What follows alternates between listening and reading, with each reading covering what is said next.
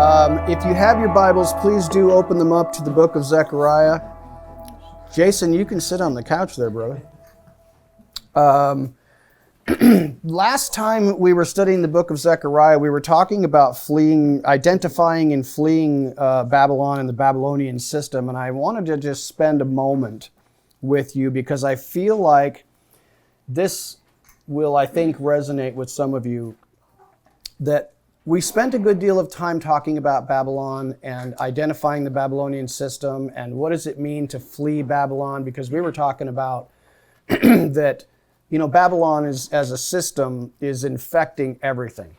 You can't get away from it. And so there's nowhere to run, there's nowhere to hide. You have to flee from it spiritually. But I think that what many of us often consider, and I think rightly so, is the spiritual aspects of Babylon, which are, the mixed worship and, idolatry and witchcraft, pharmakia, whatever you want to call it. This is definitely part of the Babylonian system, which is interesting because we were just talking about the healthcare system, which has a lot of pharmakia in it. But I think that one thing, and those are all valid things, and I think that the danger for us in identifying Babylon, we have a blind spot. Okay, our eyes are opened. I guess, good. Who do I sound like? The prophet whose eyes are open. That's Balaam. I felt like Balaam there for a second, saying, you know what, us Hebrew roots people, we like to fancy ourselves coming out of Babylon because we have the truth. We have got our doctrines separated. We are moving away from unclean things. We have our worship situated. It's like, okay, yeah, we're on the right Sabbath day. But one thing that we often overlook when we are studying Babylon and we're looking about how to come out of Babylon. Brett likes to talk about this. What is the one thing that is talked about more than any other aspect in Babylon? What is the one thing? There's religion, there's society, there's sexual immorality, there's all that kind of stuff. But what's the one big one that is all? You could read chapter 18 of the book of Revelation and you see the merchants are wailing. What are they wailing about? They lost all the money. Money, you guys. This is something that we kind of steer around. You know what I'm saying? Because this is the uncomfortable stuff. And I don't intend to kick you or anything, but I do think we need to just briefly mention that this Babylonian system is, at the root of a lot of it, is money. Money is, we know that Yeshua, or somebody said, the love of money is the root of all kinds of evil. It does not say that money is the root of all evil, because our Father knows we need money to live. But the love of money is a root of all kinds of evil. So it just occurred to me as I was, reflecting on my notes from 2 weeks ago, that we often give short shrift to that aspect of the Babylonian system because it's uncomfortable. It frankly is. You can very, very easily worship money and you're not even thinking about it. What would you say? I know, and you know, that if you're a greedy person, and I know greedy people who are just consumed with money, they're thinking about money all the time. As a small business owner myself, I'm concerned about accounts and profit and loss and making sure I can pay my employees and all this other stuff. That's not a love of money. That's just being a good steward of what God has given you. But there are very much elements. It's like, you heard of shopping therapy? You guys know what shopping therapy is, and it's not just for women, right? I like to open a package like the rest of you, and it feels good. I like opening packages. Reminds me of Christmas. Packages are great. Brett's got his hand on his face. Oh my God, is Alan talking about Christmas? Yes, I am. Purchasing things makes you feel good. It does give you that dopamine rush. That's a drug, man. Your body makes drugs all by itself when you receive a package. Ay, ay, ay. But seriously, shopping is delightful. Consider, getting ahead, saving for retirement. There's the Psalms and the Proverbs talk about this. You're saving all your money and you got a big fat retirement and then you die. Where's your money going? You don't even know who's going to get it. Your kid's fighting over it. Your great aunt, he comes out of the woodwork. So we've got to think about that. We have to think about that. I think primarily what we need to be concerned about, number one, is are we treating the people around us the right way? Yeah. If we have employees, if we are responsible financially for someone else, that's a big one. Are we generous? I know that my wife has mentioned this for a decade here in this fellowship, and that is if you're looking for a way to serve, there are opportunities. Make sure that you don't trip over the people who are right in front of you looking for an opportunity to be generous, right? You hear that a lot. It's like, I hear people saying, I feel like the Lord is calling me to ministry and I want to serve. It's like, well, what are you doing right now? Well, I'm a homemaker. That's where you're supposed to serve. Are you really serving? Because if you're saying, now if your family is put together 100% and you got it all working, you can be the wife of, Proverbs 31. I got everything working like a well-oiled machine, a Swiss Army watch, man. I don't need, my family is set. I got extra time on my hands and I want something else to do. Delightful. How often does that happen? Not very often. I see people like, I'm going to reach out. It's like, yeah, but your family's falling apart. I mean, something's not right here. Or, you know what I'm saying? If you have the ability to give to somebody near you. You don't need to give your money to poor families in Africa or India or China. You need to give your money to someone near you. Now, do not hear me say, I have never collected money from anyone in this place in 12 years. I don't need your money. But somebody in this fellowship might. Some family member, some friend. But if you're isolated, you won't even know it. You know what I'm saying? Jennifer Payne, tell us all about it, sister. I don't know that I'm going to tell anybody anything, but this is actually something that I have thought about and have had lots of discussion with people close to me because oftentimes money, like forms of money, look very different than the actual like coinage and paper, right? So and it's kind of the same thing with like tithing. Tithing can look very different outside of actual physical money. So sometimes it comes in the form of somebody providing groceries for you. Sometimes it comes in the form of an act of service. Absolutely. And I want to pipe in to just interrupt there for a second, Jen. Hold your thought for just a second. My wife used to always tell me, because we come from fairly humble means, and for a long time I was poor. I was a high school teacher for a number of years. They don't make any money, in case you're wondering. We didn't have any money to give. And I felt bad about it. And my wife used to tell me, but Alan, you give of your time. I would tell you, ladies and gentlemen, they ain't making no more of that. Your time is way more valuable than your money. Yeah. And I think we've talked about that as husbands. Sorry, Mike. I'm going to say, if your wife can replace, I'm not talking to you. If your wife can replace you with a paycheck, you're not a husband.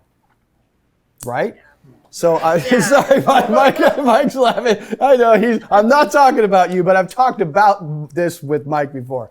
But seriously, your time is the most valuable thing you have because you have a limited amount of it. And so Jennifer is absolutely right. Making yourself available, that's what my wife used to tell me all the time. Your attitude, the way you talk to other people, let it be known, I am available for you. I don't have any money to give you, but if you want to talk to me about something, I am available to you. You should make yourselves available to each other. Jennifer, keep going. Did I cut you off? You got more? Tell me more.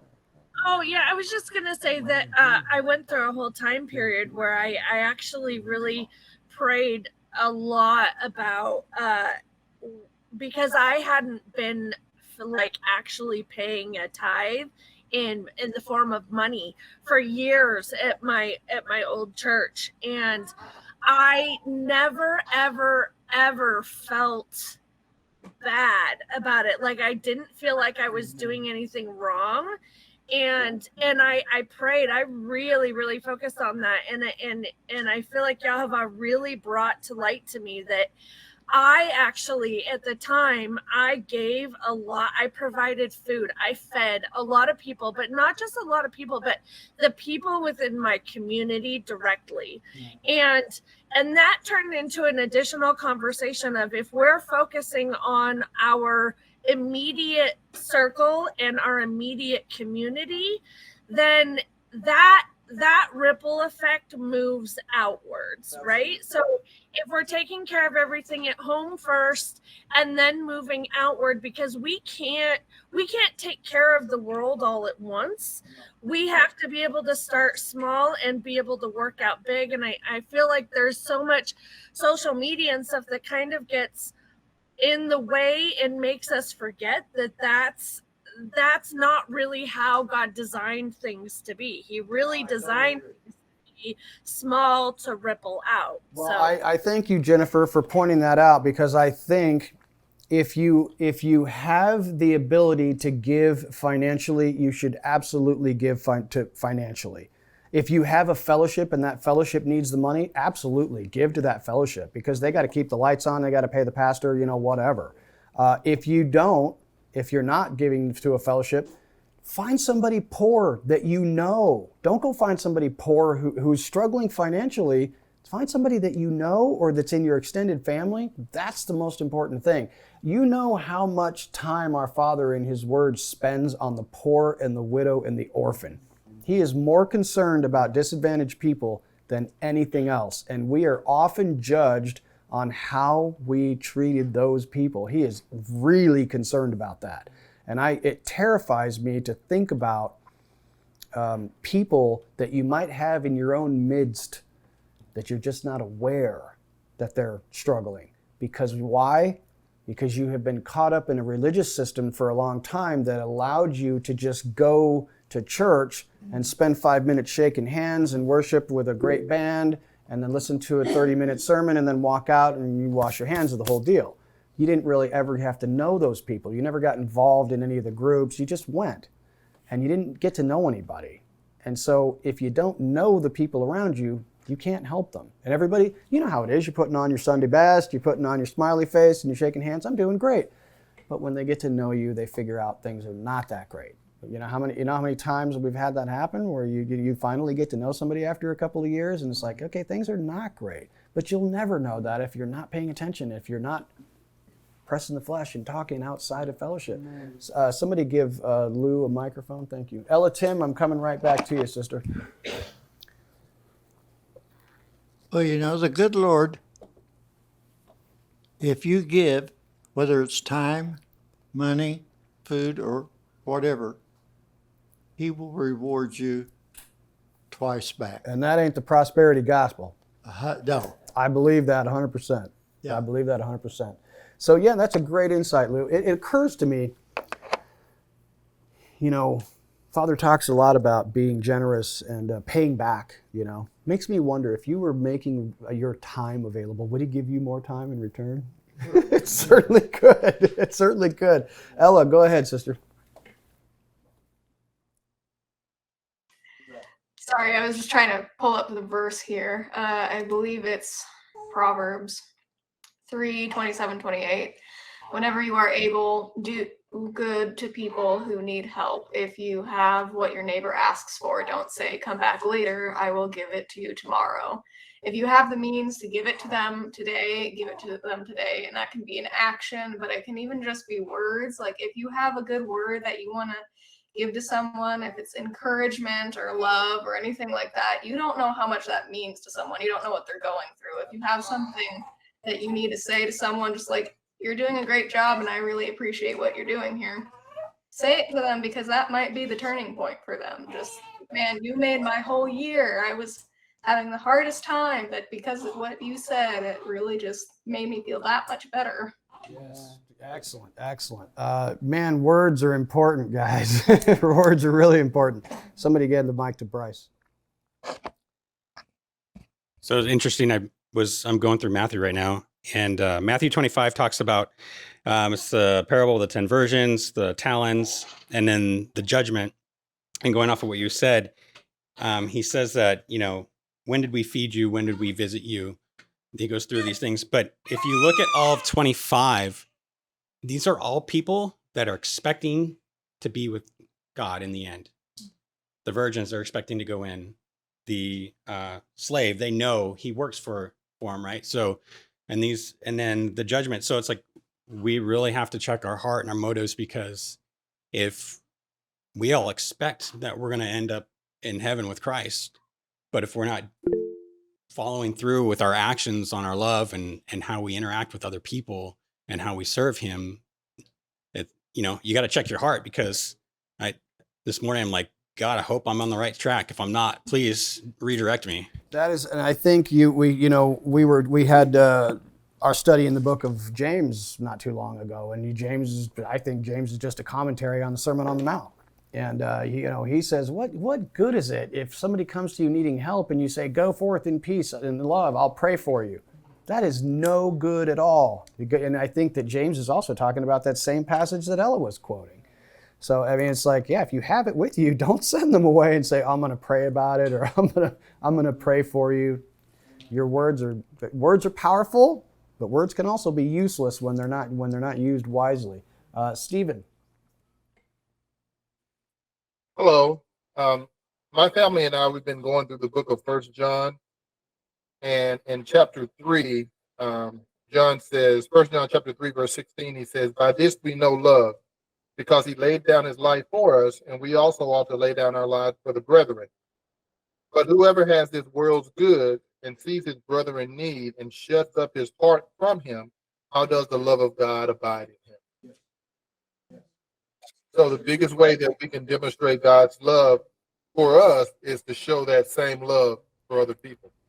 Yes, that's a delightful insight, Stephen. And I think that some of us, especially in this society, this culture that we live in, we get wrapped around the axle on this one issue.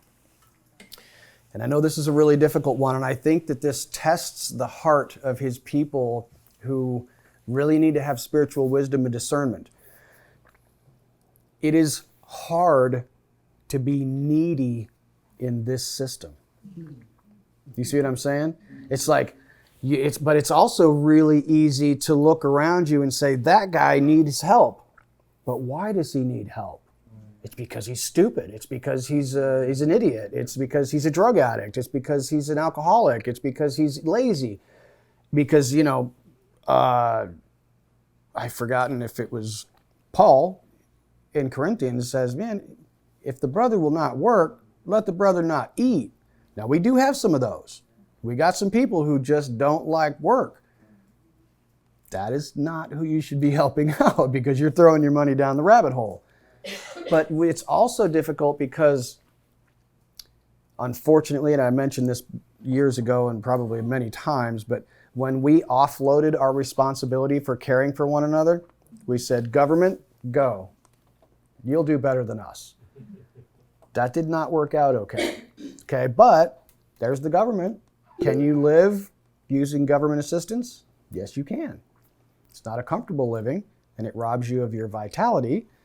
But you know what? When you're hurting, when you're sick, when you're disabled, they need help. Those are people who really need help. And we've just offloaded that responsibility to the government. They shouldn't be doing that work. You know that of the money that actually gets to them, it's a fraction of the dollar that you originally gave to help. So we could do a much better job. But I think we have to consider, who do we help and how do we help? A kind word, words of encouragement. Maybe it is food. Maybe it is money. I don't know, but I'm just saying. Same for the elderly. Yes, the elderly who are our parents, our grandparents. There's nothing more important than your family, taking care of your family. It's sorry. I think that this is just the issue that we need to spend a little time in prayer about and thinking about this Babylonian system is the financial and the money aspects of it. It's important stuff. I apologize, I digress. I spent probably too much time on that, but I'm going to move. That's key, brother. Community and taking care of each other. Yes, taking care of each other and helping each other out. That's really important. Tracy, Tim, I haven't heard from you. What's up? I was just going to say, before you get off this topic, is that Babylon was the head of gold. So it's kind of like this, representation of where's your head at, Absolutely. And you know what's really tough, too, is the more money you have, the harder it gets. There's not for no reason that Yeshua said, it's really hard for a man who's wealthy to get into the kingdom of heaven. Now, I don't hear me say, just like they did not hear Yeshua say, well, who can get in there then? No, you don't have to be poor to get into the kingdom of heaven. But man, your heart is surfeited with lust for money. The more you have, the more you want. I have gone from, man, when I was like 18, I could barely feed myself. I had moved out on my own. I had to steal lunch meat from my job as a short order cook to feed myself. And then I went up to nary, close to $500,000 a year. It's not worth it having that kind of money. It's really a pain in the butt. It's a lot of stress. And I personally think that Father will not allow me to have too much money because he knows my heart. And I will someday, and I try to now, thank him for that. But I also want to be really grateful that I have a place to live. And I have food, and I have clothing, and I have shelter, and I have water to eat, and I have people who love me. That's the most important thing. Jennifer, go ahead. I just want to add that on the flip side of that, one of the top things that is discussed in Torah is money. It's like a huge portion of Torah. He talks about money so much. And Yeshua talked about it all the time too, and the prophets talked about it. It's a really huge issue. Yeah.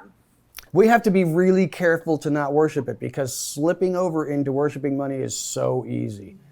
And there's no better way to lose it. There's no better way to lose it because if Yah knows that you have a weak heart for money, he'll take it away from you to protect you, just like you would take a dangerous toy away from your child. I wouldn't want my child playing with a gun, if he wasn't responsible with it and know what he was doing with it, I would absolutely take it away from you. You're waving that thing around, you're going to kill somebody. It's the same thing with money. And your Heavenly Father saying, you're not really responsible enough to have that kind of money. We're going to dial you back a couple of notches until you get a proper perspective. Some people never get a proper perspective. In spite of the fact that they work really hard, it's like, yeah, I don't trust you. Just keep working hard. I'll meet your needs. I'll give you your manna. I'll give you a place to live, but you ain't going to have that kind of money because I can't trust you. I get that. I definitely get that. Yes, ma'am. Who is it? Hi, Shabbat Shalom. Shabbat Shalom. What is your name? I'm Beth. Beth. Thank you, Beth. What's up? Yeah, I just want to follow up with what you said. That when you were young, you didn't have much, and you have to steal. And then when you got to the point where you had $1 million, and you said that God knows our heart, and He knows what we can handle. And it just remind me of the verse in Proverbs 30, verse 8 and 9. And I will read, remove far from me vanity and lies, give me neither poverty nor riches, feed me with food convenient for me, lest I be full and deny thee, and say, who is the Lord? Or lest I be poor and steal and take the name of my God in vain. Yes. That's it. That's a great passage. That's a great passage. I need constant watching. I need constant watching because I need to watch myself, and I need people to watch me too, especially my wife. She's really good at correcting me. She's the best person to do it. I respect her opinion, in spite of what she says. I'm just kidding. So she's right here, I know. No, delightful conversation, but a difficult conversation. And I hope that you'll seriously start to consider these things if you have an inappropriate relationship with money. And I know a lot of people do. Don't let it get you.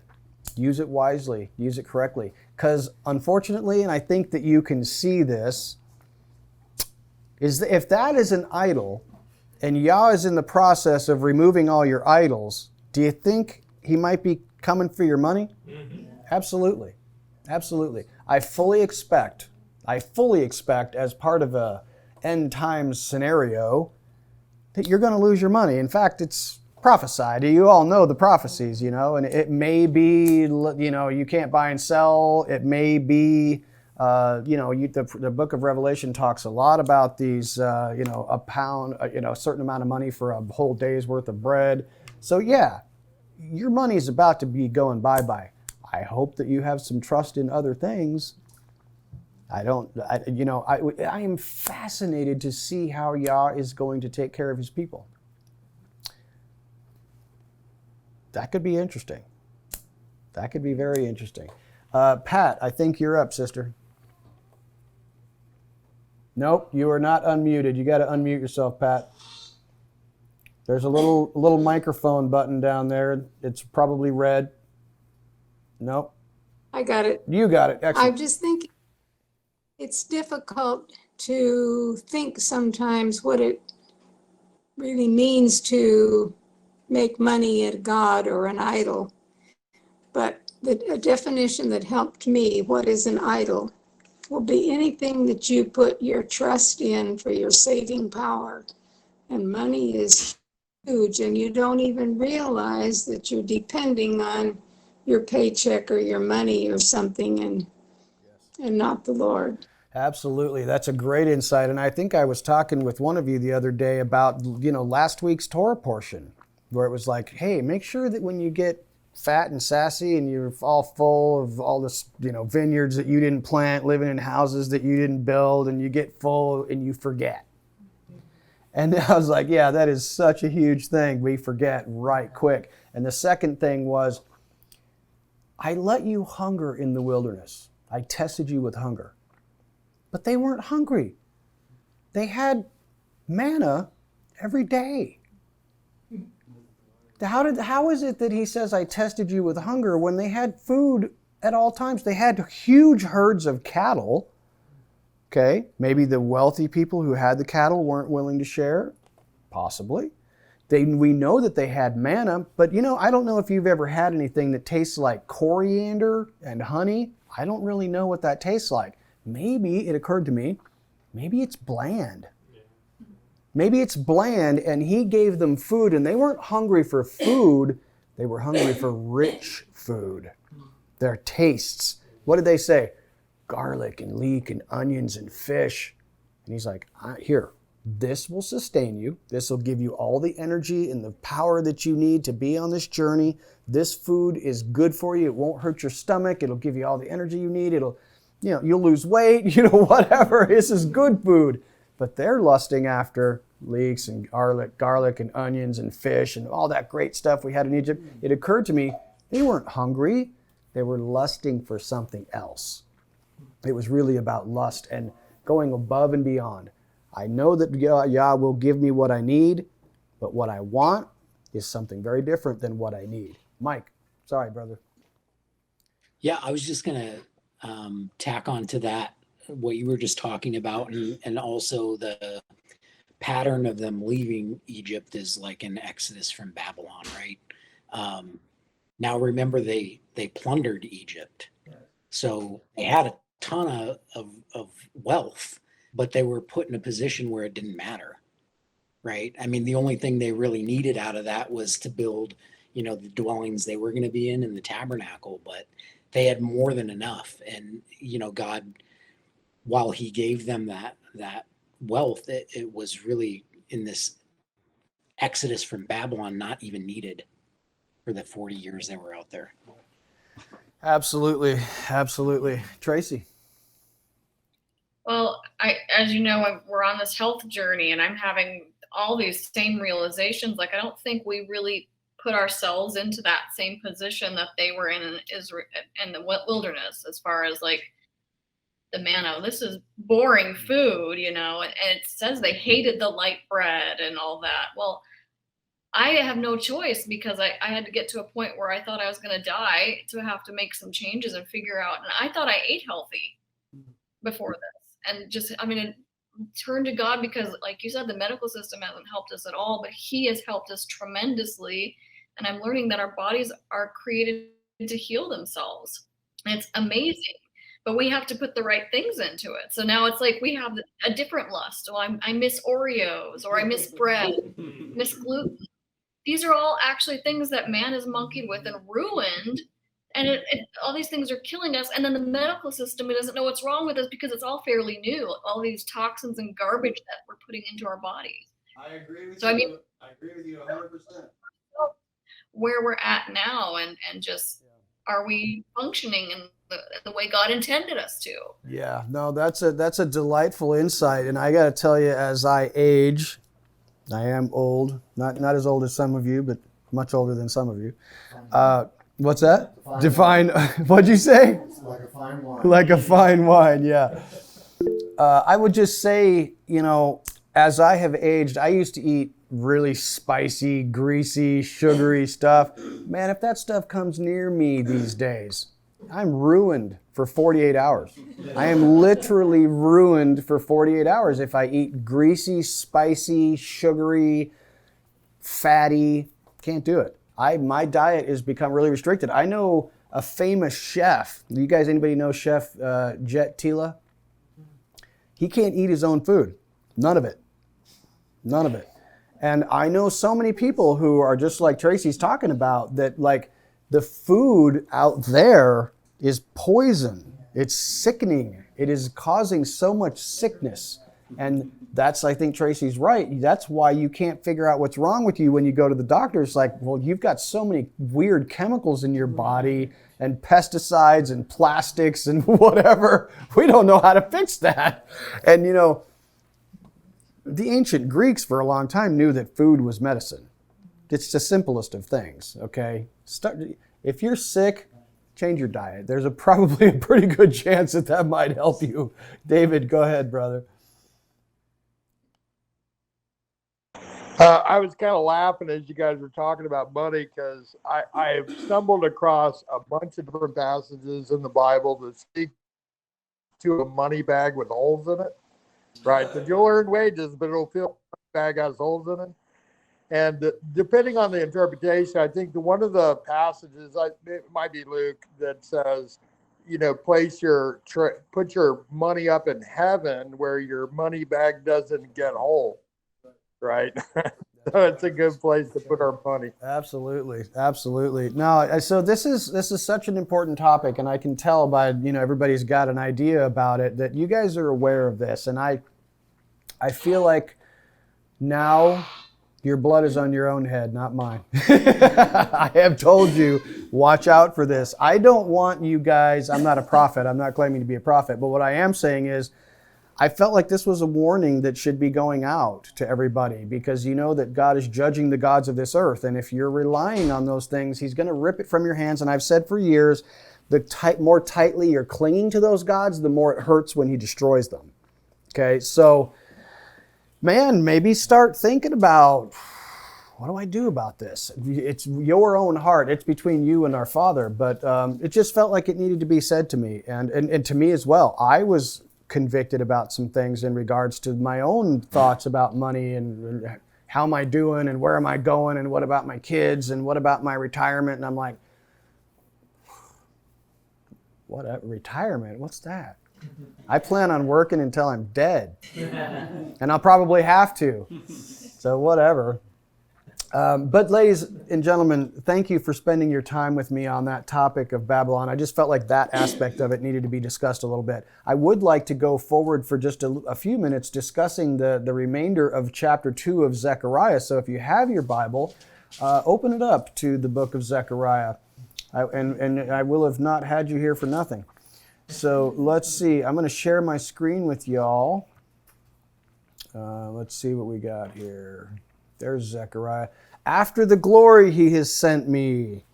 Okay, Zechariah, this is part 9 of our study. And we're going to be looking at chapter 2, verses 8 through 13. Okay, I doubt we're going to deal with much of it, but I do want to get started. So here's what it says in Zechariah 2 and 8, starting there. For thus says Yah of hosts, this is because, this is we get out of Egypt, flee from the daughter of Babylon, because, or for, thus says Yah of hosts, after the glory he has sent me against the nations which plunder you. For he who touches you touches the apple of his eye. For behold, I will wave my hand over them, so that they will be plunder for their slaves. Then you will know that Yah of hosts has sent me. Sing for joy and be glad, O daughter of Zion, for behold, I am coming, and I will dwell in your midst, declares Yah.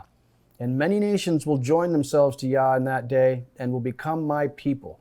Then I will dwell in your midst, and you will know that Yah of hosts has sent me to you. And Yah will possess Judah as his portion in the Holy Land, and will again choose Jerusalem.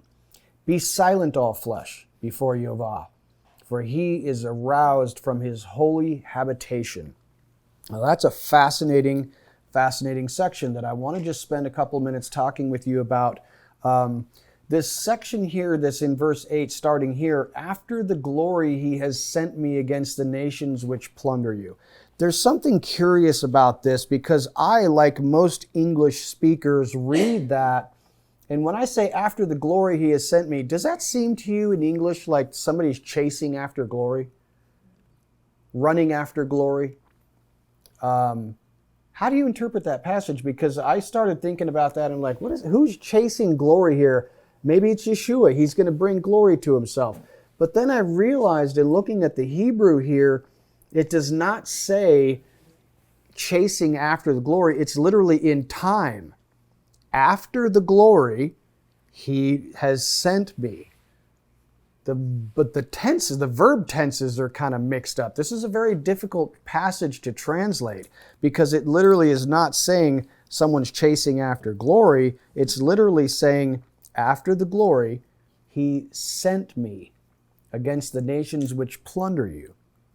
Very strange construction. Yeah, my version has it in parentheses, for the sake of esteem, he sent me to the nations which plunder you, and then colon, quotation, for he who touches you touches the apple of my eye. It's almost like, hey, I know you're being persecuted. Right. For the sake of my esteem, because John talks about if anyone serves me, then follow me, and where I am, there my servant also shall be. If anyone serves me, the Father shall esteem him or value him. Right. That's where esteem comes. That's a good insight. So here's another difficulty with this passage. After glory he has sent me. Who is being sent? Yeshua. Is it Yeshua? Well, here's the curious thing. Yah the Hebrew construction literally seems to suggest that Yah is sending Yah. That's why I think it's a fair indication that this is one of those indications that we're talking about Yeshua here. So now the question is, if you look at the Hebrew construction, it's literally time-based. After the glory, he has sent me against the nations. So when is this glory and what is this glory? Well, reference back in verse 5, he says, there will be a ring of fire and I will be the glory in her midst. I think it's the same glory that we're talking about. And so when you're saying after the glory, it's literally time-based. After the glory, comma, he has sent me. I think you often see this in Scripture with the prophets where the verb tenses get weird and kind of twisted up. I think that the reason this happens is because Yah is outside of time. He has no regard for time. Time constraints do not affect him. And so he can talk in the past tense about something that is going to happen. You see that a lot of times. In fact, I don't know, you probably know this if you've studied your Hebrew kind of at all. most of the Bible is written in the present tense, meaning he doesn't say, I did this. He says, I am doing this, as though the action is happening now. And when he's talking about the future, he doesn't say, I will do this. He's saying, I am doing this. Because his perspective on time is very different than ours. He's not looking from the future and the past. He's saying, it's all the present to me. He's like the ultimate in mindfulness meditation. It's like everything is in the now. There is no past and present. It's now. Hold on just one sec, Ella. Somebody give that kid over there a microphone. Short question. Short question. What about Genesis? Because that was dictated to Moses, all those events after they happened. Yes, he asked the question, what about Moses? Because all of those events were dictated to Moses after the fact. Yes, this is true, and that is often the case. When you look at a concordant literal version of the Bible, you can see this because almost everything is in the present tense. When he's giving the history to Israel, it's often written in the present tense, even though it's history. If you look at the concordant literal version, you'll see that a lot. Ella, go ahead. I don't know if any of you are familiar with Jacob's tent, but I know, yeah, the fellowship. Yes, sorry. I was going to say Bill Cloud's wife, I believe her name is Beth. One thing she says a lot when she's talking about like prayer requests and whatnot, she says that these prayer requests we have, and, you know, when we're crying out to God, we need to know that he's like already with us in that future situation, answering our prayers, whether it's the way we wanted him to answer them or not, but he's there in the future and in the present with us. You know, he's the one who was and is coming. Yes, that's a good point, is that you kind of consider when he says, I am that I am. You know, that whole I am thing is really all about spanning the time frame. You know, I am in the past, I'm in the future, I am right now, I'm everything. Time makes no difference to me. So those are excellent insights. Someone give Evan a microphone. Mike, you got that mic, Evan? Thank you so much. Go ahead, Evan. You say that he never speaks in the future tense, but I'm not certain that Hebrew even has a future tense. I think that's the point. But however, I think that your translations of the Bible need to be torn apart and kind of organized for human consumption. Because if you're reading a Bible that's always talking in the present sense, you can get a little bit confused about, well, wait a minute, is he talking about the past or the present? That's why I think a lot of times it's written that way. But literally looking at the text, a lot of times there is no tense. Well, there is a past tense. And there is, present yes. tense, If you're looking at the modern Hebrew construction, they do have verb tenses. I'm not suggesting that they don't. But remember also that the Hebrew has been modified a lot over the years. They didn't used to have vowel pointings until 1000 AD. So, you know, there's a lot of changes taking place in that language.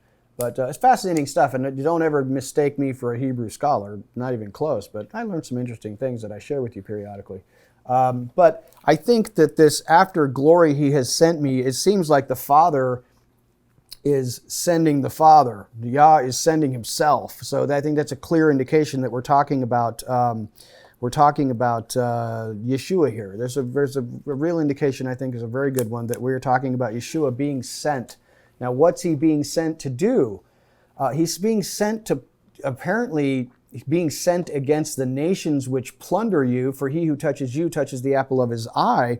We have seen that before, that phraseology, and you could translate that as the person who messes with you is like poking himself in the eye. It could be translated that way. Or the person who's messing with you is poking God in the eye, because that's like spanking someone else's child.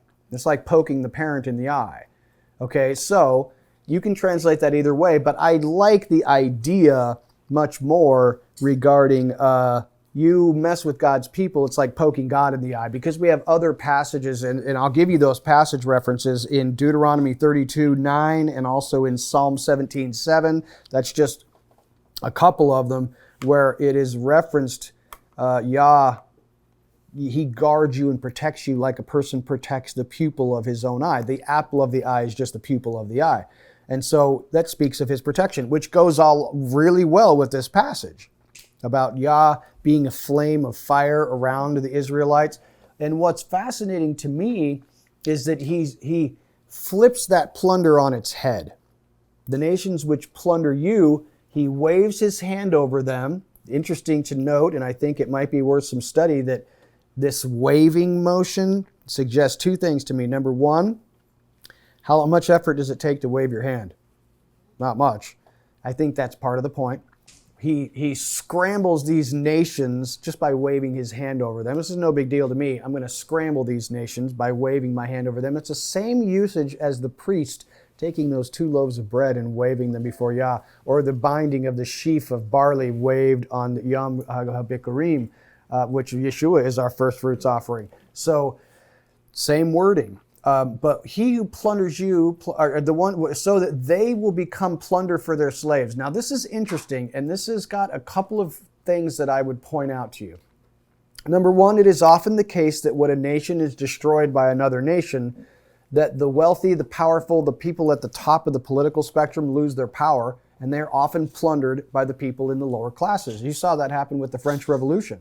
You know, it's like the powerful people lose control of the situation and the lower classes plunder them. You could interpret it that way, but it occurred to me that the most obvious thing is what? It's a reference to the Passover, to fleeing Egypt. I mean, the slaves plundered the Egyptians when they left. I think this is a direct reference to that, and I also think there's every reason to believe that when the second Exodus occurs, there's a fair to middling chance you might be plundering the nations where you are exiting from.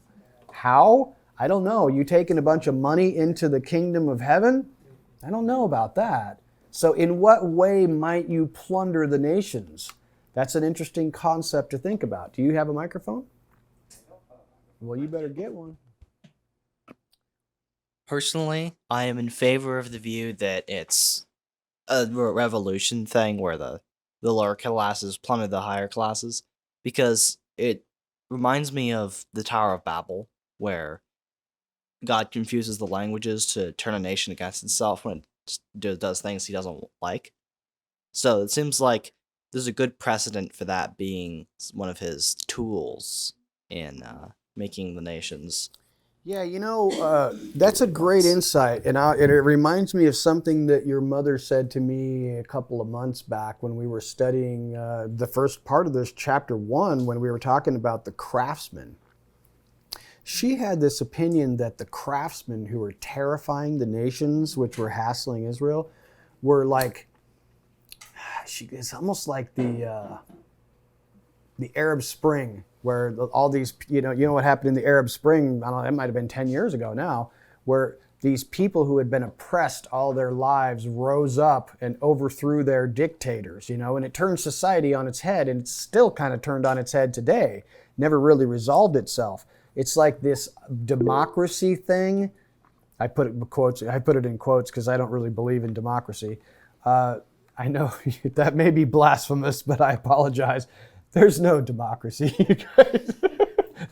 It's a figment of your imagination. We got to save democracy. No, you don't want. The people ruling is not what you want. That doesn't work out very well. It's better than a dictatorship unless it's a godly dictator. I don't know if you're aware of this, but Yeshua is a dictator. I'm looking forward to a heavenly dictator. So I apologize, Evan. I didn't want to step all over what you said, but I appreciated it because, yes, Angela was saying something about these craftsmen who are terrifying the nations. It's almost like the democracy demon is like terrifying the nations all over the planet, and these populists are rising up against their overlords. It's fascinating stuff. David, I'm going to you, sir. Go ahead. I had more of a question than an answer. In the passage, and I think it's verse 8, where it's referring to the apple of his eye. Yeah.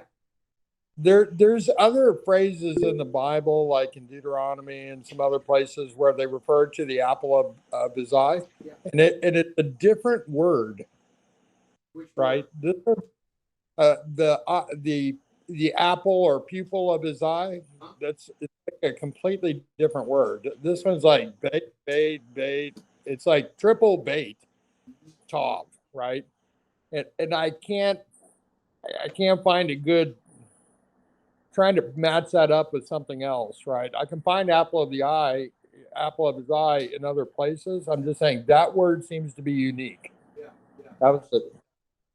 I don't have it for what that means. Yeah, no, that's a good point, and I will have to deal with that. I think we're going to run out of time pretty soon, but I may get to that. Who is talking? Oh, Stephen. Go ahead, Stephen.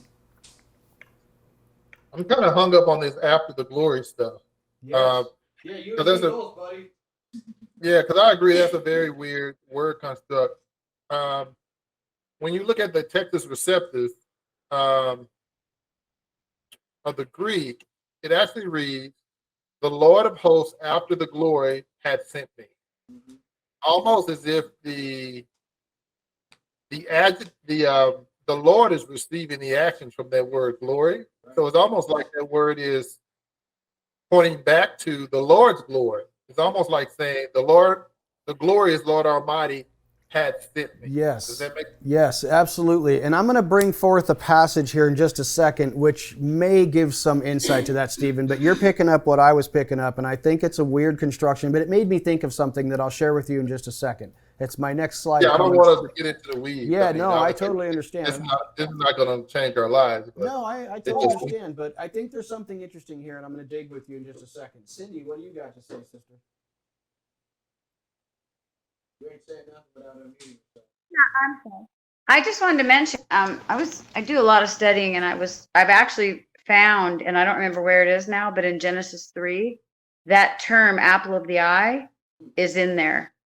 It actually, the pupil is what the apple of the eye is, and it actually is a portal through the eye. That something changed with her eye. It might have been when it said, and she saw. It might be that word. I can't remember. I mean, I have a lot of notebooks. I'm like, where is it? But yeah, that's where it starts. The apple of the eye term, it starts in Genesis. Interesting. Well, look into that, you guys, and see what you find. I'd be happy to see more of digging into that. But I'm gonna show you my next slide, which I think might relate to what Stephen was talking about and what I was saying about after the glory he has sent me. He's like, what does this mean? The time construction is all weird. This made me think of this passage in Daniel. Think about this. In Daniel 7 and 13, it says that Daniel saw in the night visions, and behold, one like the Son of Man came with the clouds of heaven and came to the Ancient of Days. And they brought him near before him, and there was given to him dominion and glory and a kingdom that all peoples, nations, and languages should serve him. His dominion is an everlasting dominion which shall not pass away, and his kingdom that which shall not be destroyed. Now, it occurred to me that if we are looking at a timeline construction kind of thing, kind of like what David shared with us both last week, and he put that same document on the Discord server if you haven't seen it, that maybe this is a timeline kind of thing that we're looking at here, because I think that this, when you read this passage from Daniel 7 and 13, what are you thinking of? Is this the Messiah coming in the clouds of heaven and when he's coming to the planet to rescue his people and the rapture happens right at that time? Is that glorious? That's glorious. Now, think about this in time perspective. If that's the glory, then what comes after the glory? If this is the glory that Zechariah is talking about, after the glory, he sent me, and Yah is sending Yah, then if this is the glory, what happens after this? Yeshua coming on the clouds of heaven to establish a kingdom. What comes right after that? The millennial kingdom, in which all these nations are serving him, right? So it seemed to me like maybe that's the glory that he's discussing when he says, after the glory, he has sent me to gather these nations and to do all this stuff. So it just occurred to me, if it is a time domain kind of issue, maybe that's what he's referring to. It's interesting. It's a bit of a conundrum, and it's not terribly clear. And what does it mean? I don't know. If you remember the quote from Rabbi what's-his-name at the very beginning of this study, we won't know about a lot of this stuff until Yeshua comes to explain it to us, because there's some confusing stuff in there. But he waves his hand over them and takes them, plunders them and everything, and they become a plunder for their slaves. That's fascinating. Now, I want to show you something that's a little bit interesting, and you'll have to let me know what you think of this. You know, when it says, then you will know, this is in verse 9b. Let me just back up so that you can see that in my version here. In part B of verse 9, it says, then you will know that Yah, the master of armies, Yehovah Zevaot, has sent me. How many times have you heard that phrase, then you will know that Yah has sent me? Is that a pretty common phrase? Yeah, it's a pretty common phrase. Then you will know that Yah has sent me. Who's the me in that statement? Is that Zechariah talking? I'm going to prove to you that I'm a prophet.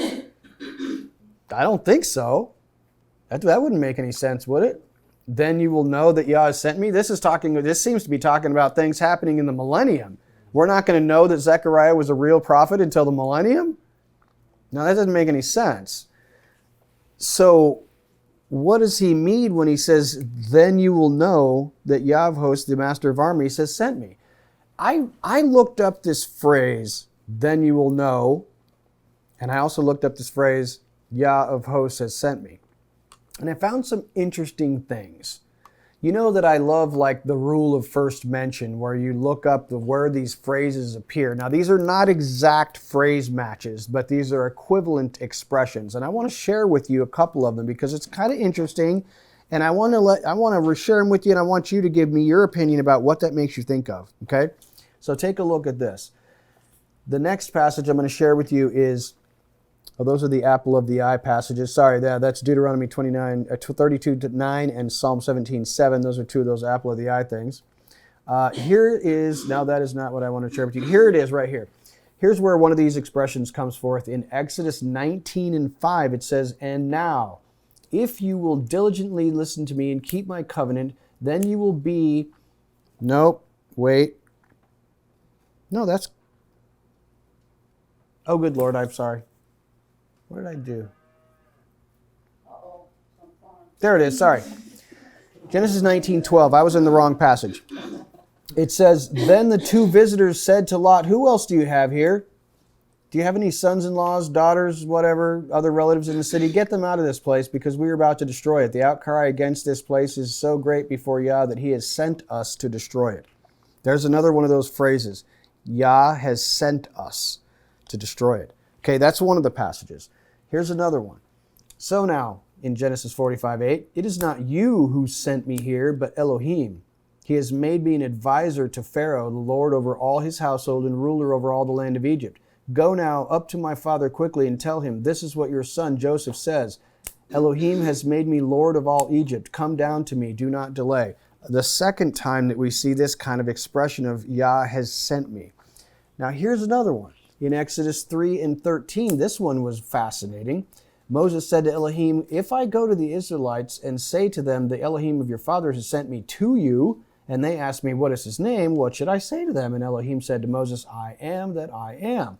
And he said, you must say this to the Israelites, I am has sent me to you. Elohim also said to Moses, you must say this to the Israelites, Yah, the Elohim of your fathers, the Elohim of Abraham, the Elohim of Isaac, the Elohim of Jacob, has sent me to you. This is my name forever, and this is my memorial from generation to generation. And one more. Exodus 15, go to Pharaoh in the morning when he goes out to the water. Position yourselves to meet him by the edge of the Nile, and take in your hand the staff which was turned into a snake, and tell him, Yah, the Elohim of the Hebrews, has sent me to you, to say, release my people that they may serve me in the wilderness. But until now you have not listened. This is what Yah has said. By this you will know that I am Yah. I am going to strike the water of the Nile with the staff that is in my hand, and it will be turned into blood. Now, those are four passages, the first four that appear in the Torah, that talk about, then you will know that Yah has sent me. Yah has sent me. I'm doing something special. Do you notice anything that they might have in common? Do you see any commonalities between those passages? David Branton. As commonality, the next part of the prior Exodus thing, Yes. that when he refers to Lord of hosts, Yep. I heard oath and in hosts, Yep. which is a sign. Yep. right? Other than that, I don't have anything to add there. No, that's a good insight. That's a good insight. Stephen, what would you say? Well,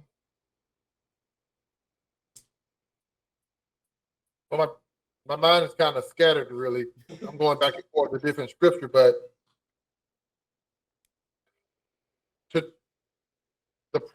typically the prophets would perform some type of miracle so that it would validate to the Jewish people that they were indeed from Yahweh. Isn't that what scripture Yeah, that's teaches kind of us? what I was referencing before, is that we often have a prophetic sign to prove this is a true prophet. And Father says if what they say doesn't come to pass, then you don't need to fear that prophet.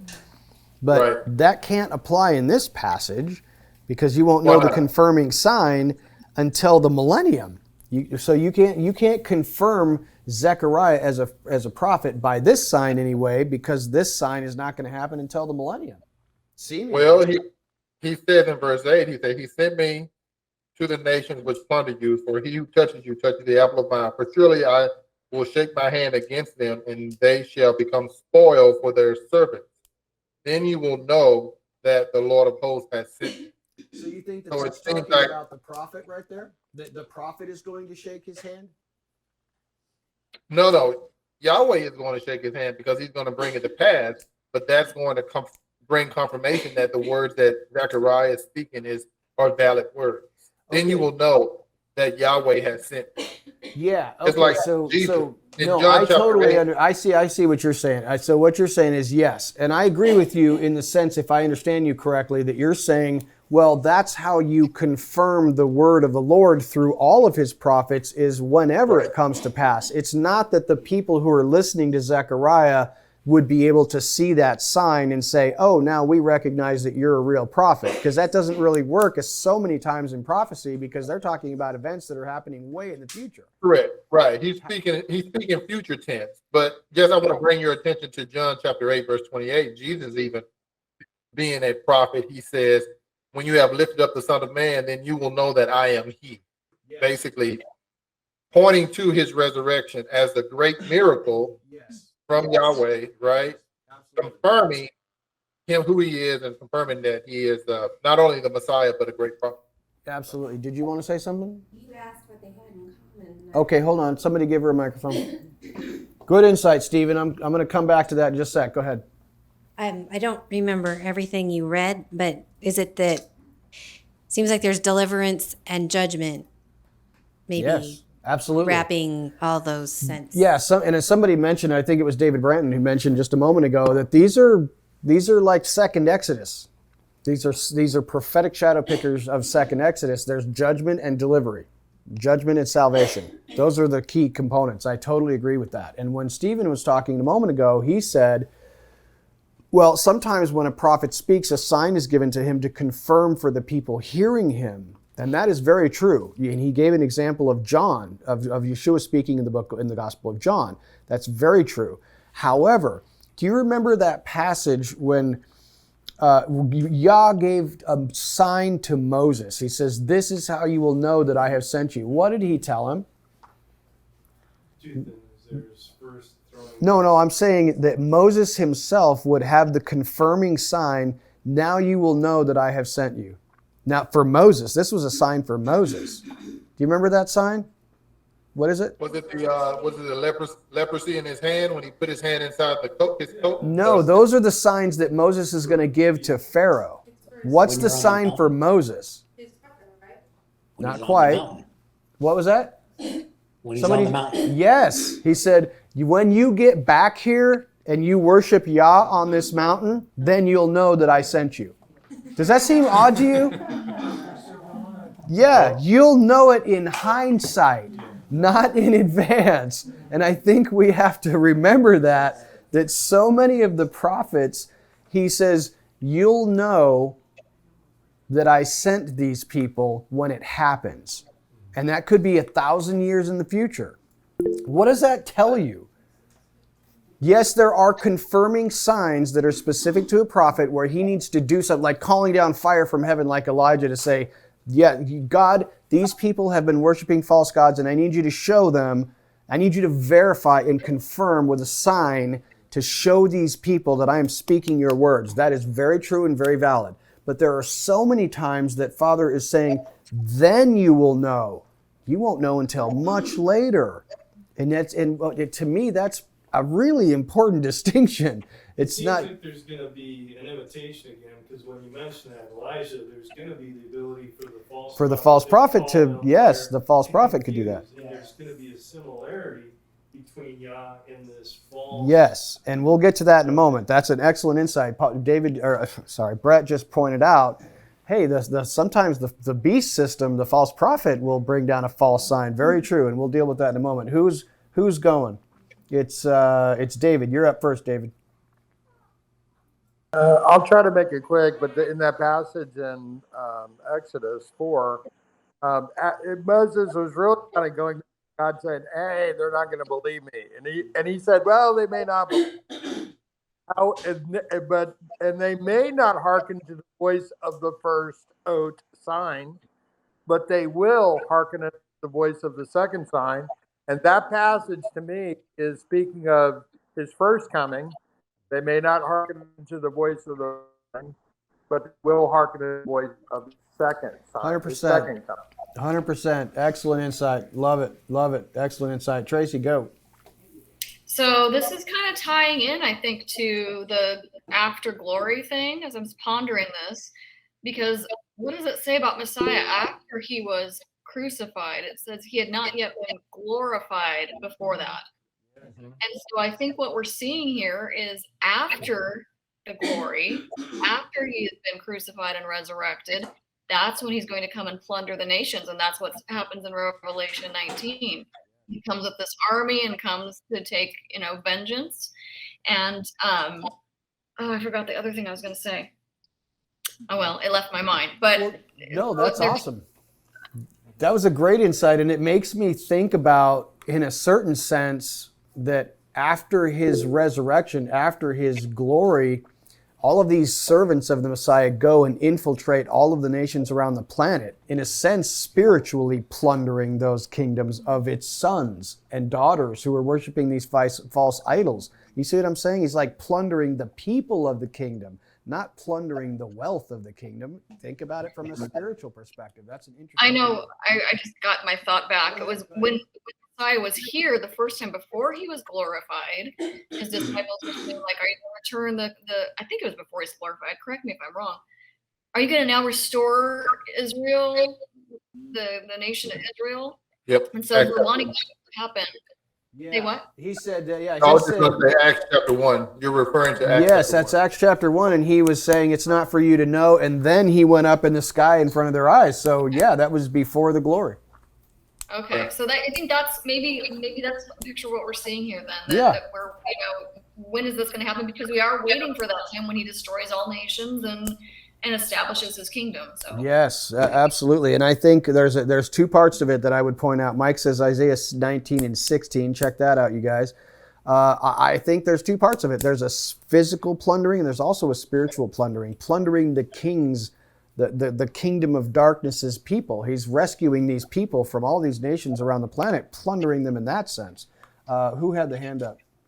That was me. Okay, I was going to point out another really good example of a future confirmation is Jesus being the great prophet. In Matthew chapter 23, verse 37, he says, "Oh, Jerusalem, Jerusalem, the one who kills the prophets and stones those who are sent to her. How often I wanted to gather your children together as a hen gathers her chicks under her wing, but you were not willing."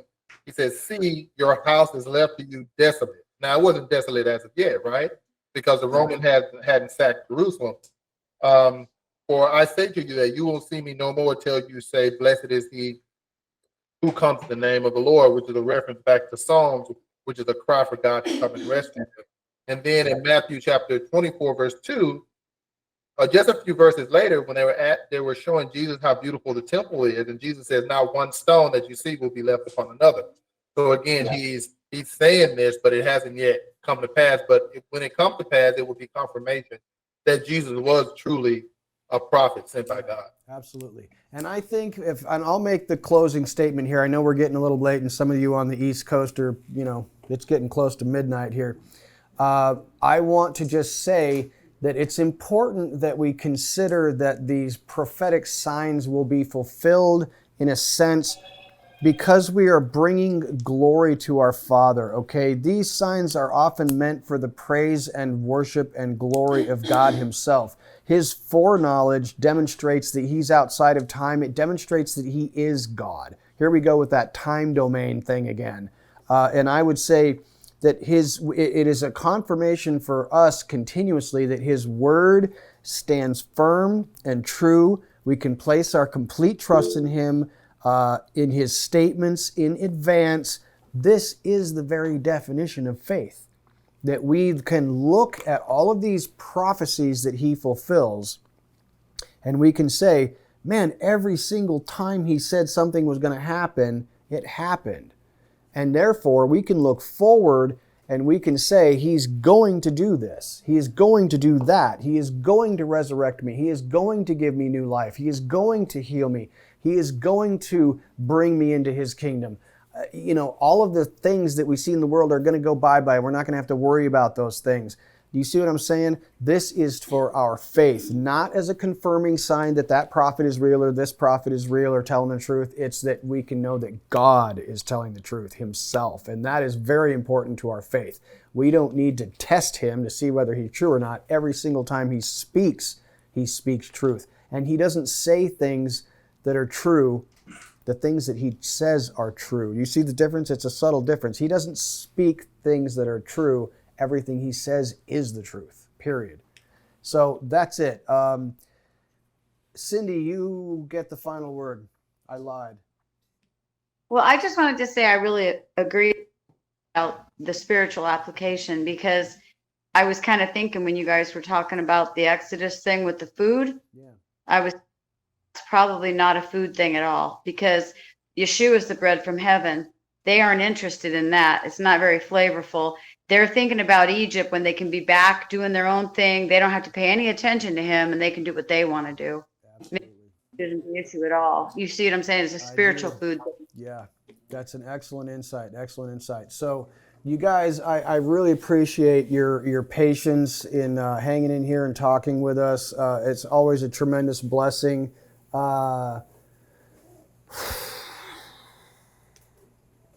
That's it. That's all I got.